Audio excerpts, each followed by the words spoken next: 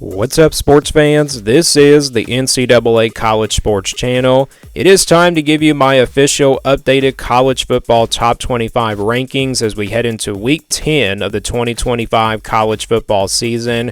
And I think for the first time in quite some time in these top 25 rankings videos throughout this series, probably not throughout the series, but I think for the first time in maybe 3 weeks that we finally have a top 25 that we don't have to make a ton of changes for, because really week 9 was kind of a quiet weekend, didn't really have any major upsets that can definitely shake up these rankings and make them a little bit harder to rank. But either way, the week 10 rankings, I didn't make a ton of changes here to this top 25. We do got some new teams in here, obviously maybe some surprise teams that are still in this top 25, and then definitely some new teams that definitely make the top 25 after this past weekend. So let's go ahead and jump right into this top 25 for week 10. We got 4 weeks remaining until the regular season is completed, and also we are heading into the month of November, and the first playoff rankings come out next Tuesday night, not tomorrow night, but next Tuesday night. So we start here from the bottom and work our way to the top. So 21 through 25, I got Memphis at number 25, Tulane at number 24, Houston at number 23, Michigan at 22, and then USC at number 21.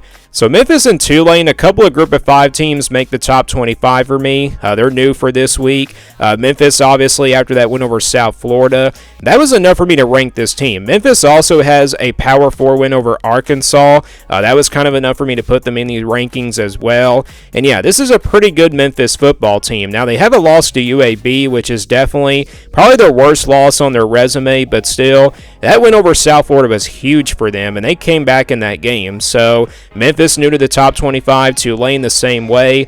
Tulane, though, has a better resume as a 7-1 Group of 5 team over Memphis.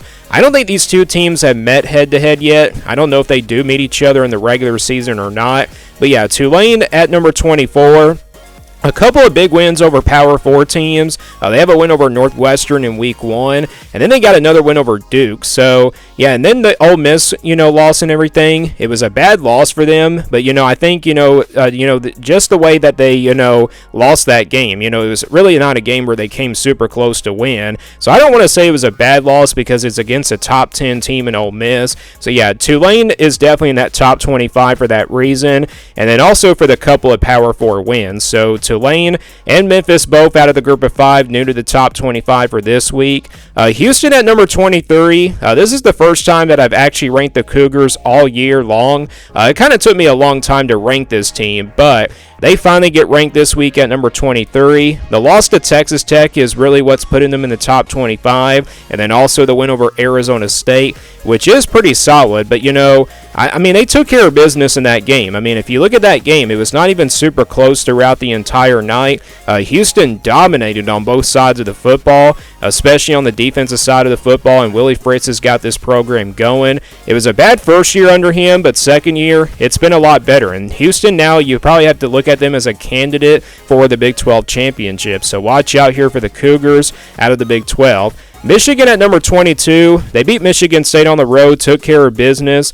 Michigan, they have a couple of losses to 2 really good teams. They have a loss, of course, to USC and then a loss to Oklahoma. That's what really is keeping Michigan in this top 25. They don't have a great win on their resume. I mean, the Washington win looks a little bit better for them because they're 6-2. But yeah, Michigan, either way, they look like a pretty good football team. And let's see if they can probably win out here for the rest of the year.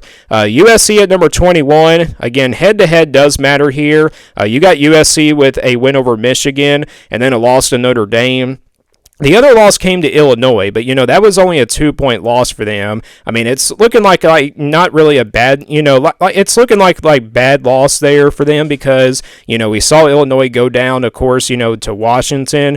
So maybe USC shouldn't be ranked, but the couple of losses is what really is keeping them in here. And then also the win, the win over Michigan. Head-to-head does matter here. So I'm going to say that USC should be ahead of Michigan here in the rankings over a 6-2 team. But that's my rankings here from 21 through 25. Let's now go from 16 through 20. So I got Louisville at number 20, Utah at number 19, Oklahoma at number 18, Cincinnati at number 17, and then Texas Tech at number 16. So Louisville doesn't have like a great win on their resume, but they have a loss to Virginia. That's what really put Louisville here in this top 20. Or I shouldn't say they just have a loss to Virginia. They have a win over Miami. I forgot about that game for a second. I did forget that they did pull off the upset against Miami a couple weeks ago. So yeah, that's definitely their best win, and it's looking a lot better for them because Miami did take care of business. They did bounce back, and if they do win out, then Louisville could be in the top 15 pretty soon. And this is still a candidate for the ACC championship, and if they do win out, then Louisville might make it to the ACC championship because they have that head-to-head win over Miami if Miami were to win out as well. So the Cardinals here again lost to Virginia. That's a good loss for them.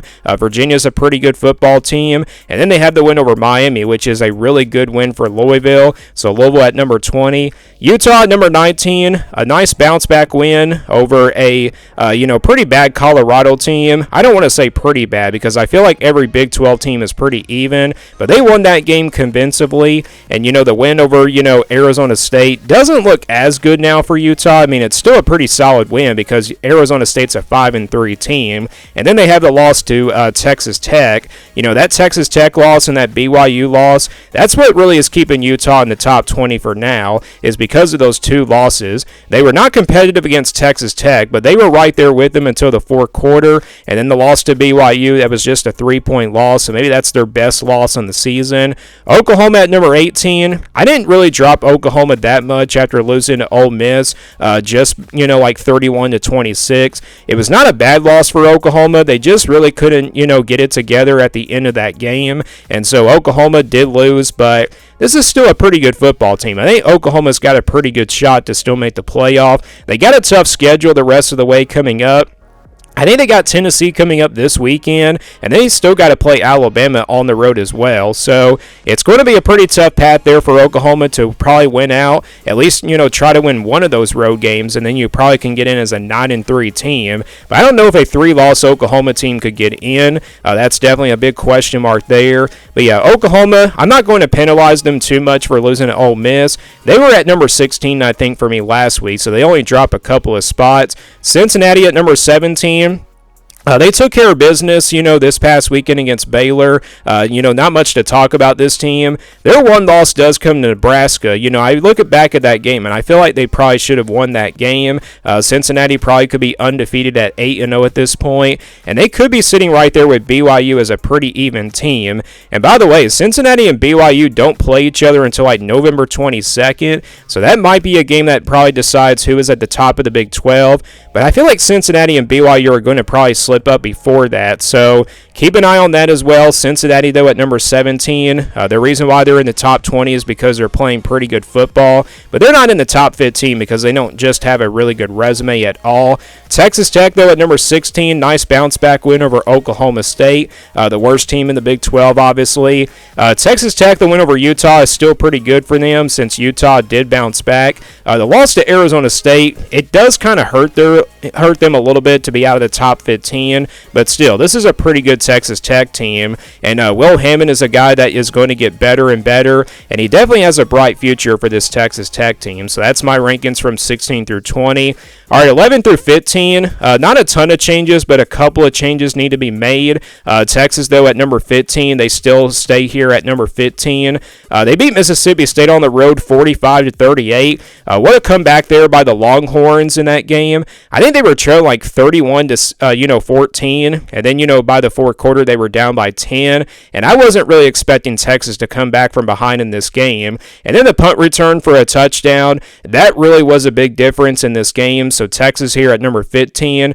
BYU at number 14. They beat Iowa State on the road 41-27. They were down in the first half, but second half they played a lot better. Forced some turnovers, and BYU is definitely looking like a real deal in the Big 12. But like I said, I think the same thing for Cincinnati. BYU is going to probably slip up somewhere, and it seems like every time when I keep doubting this team, they just continue to prove me wrong. So I don't know what it is with BYU. They just continue to prove everybody wrong, even if they win those close games. So BYU at number 14, and they're undefeated at 8-0, the only unbeaten team in the Big 12 as of right now the rest of the way. Vanderbilt at number 13. They beat Missouri in a pretty even matchup, defensive battle game. I feel like Diego Pavia didn't really play well in this game. Vanderbilt was so inconsistent on the offensive side of the football. It was just a really tight battle between two pretty even teams.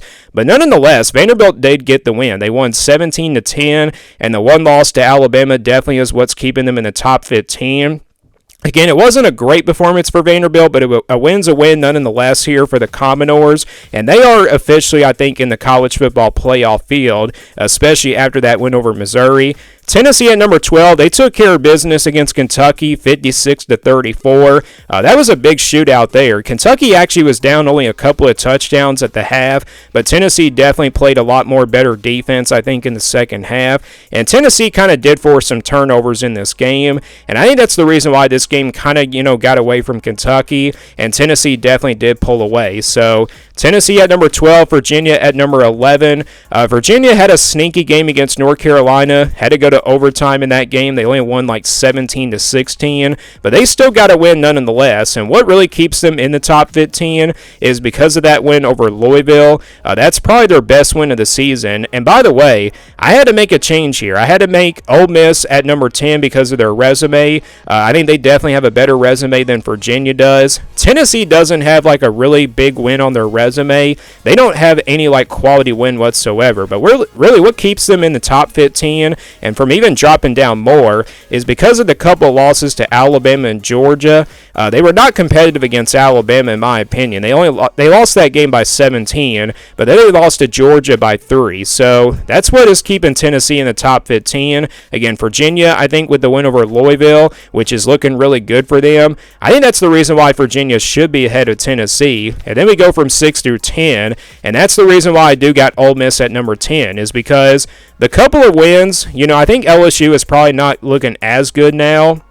But, the win over, Oklahoma is definitely big for this Ole Miss team. It kind of did boost their resume a little bit. And plus, they do have a loss to a top 5 team in Georgia. And I did say last week between Ole Miss and Georgia, the margin of loss there between those two teams, Tennessee was definitely, Tennessee had a 3-point loss, and then Ole Miss lost by, 8 points. But still, the win over Oklahoma for Ole Miss was definitely enough for me to put them in the top 10. And also, they have a win over Tulane. I mean, that's definitely a really good win there for Ole Miss, and that's the reason why I do got the Rebels here in the top 10. And boy, what a performance by this Ole Miss team. Their defense did just enough to, really hold that Oklahoma offense, for as long as possible. And they did get some major stops in that game and also force some turnovers. So yeah, Ole Miss here at number 10. Georgia Tech at number 9 took care of business against Syracuse. This team doesn't have like a great resume, but they're playing pretty good football, and that's the reason why you're seeing them in the top 10.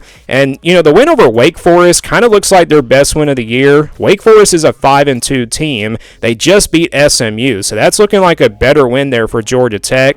Notre Dame at number 8 had a bye week this past weekend. Not much to talk about the Fighting Irish. I know a lot of people saying why is Notre Dame a 5-2 team ahead of an undefeated Georgia Tech, and then also a 7-1 Ole Miss team? Well, Notre Dame's couple of losses, again, is what is keeping them in the top 10. The loss to Miami, it was a one-possession game. They lost that one by 3. Then they lost to Texas A&M by 1. So that is what's keeping Notre Dame in the top 10. Plus, they have the win over USC, which is not a great win, but it's still a solid win nonetheless. And that's probably their best win of the year. Plus, they have a win over Boise State, a solid group of 5 team. So that is what's keeping Notre Dame in the top 10 for now. But if Miami and Texas A&M probably slip up somewhere and they probably continue to lose down the stretch, then Notre Dame might be out of the top 10 pretty soon. But Notre Dame, all they have to do is just win out in order to make the college football playoff. And like I said, they did not play this past weekend. Miami at number 7. Just ahead of Notre Dame because of the head-to-head there.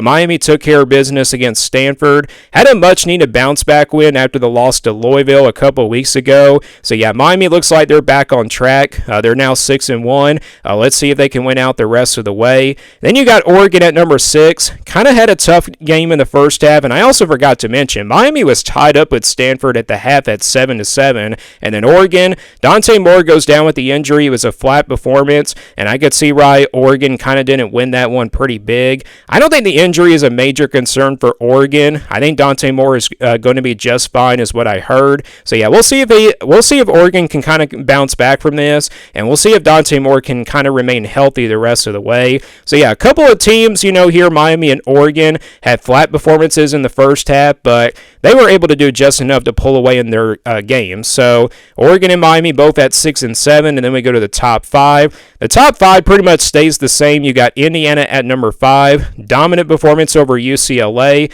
They had the win over Oregon, which is obviously their best win.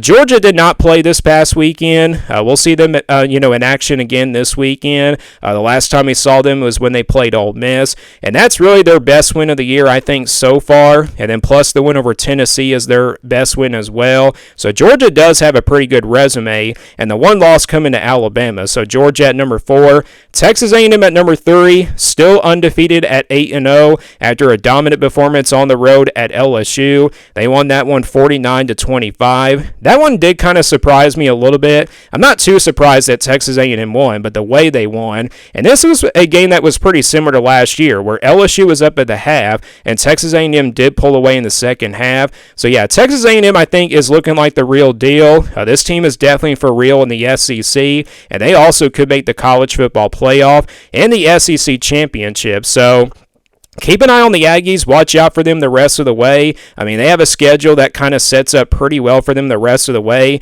They do got Texas at the end of the year on the road, so that could be a little bit tricky. But I think that might be a game where they could be favored. Alabama at number 2 had to come from behind to beat South Carolina. It was a pretty big scare there for the Crimson Tide, but a win's a win nonetheless there for Alabama. They got 4 ranked wins, but Missouri might not be ranked anymore if I looked at the AP poll from earlier. But Alabama, they're 3 ranked wins, at least over Tennessee, Georgia, and then also, I can't remember who the other team was. Oh yeah, Vanderbilt. Vanderbilt was the other team. Those are 3 really good wins there for Alabama, and that's the reason why I'm keeping them here at number 2. I get it, they were flat against South Carolina, but I'm going to keep them here at number 2 for now. And then Ohio State had a bye week this past weekend, so not much to talk about the Buckeyes, but still, they are the number 1 ranked team in the country. I still think this is the most dominant football team in all of college football, but Indiana and Alabama and Texas A&M and Georgia, they're pretty much right on their tails. I mean, anybody can be at number 1. Alabama could be number 1.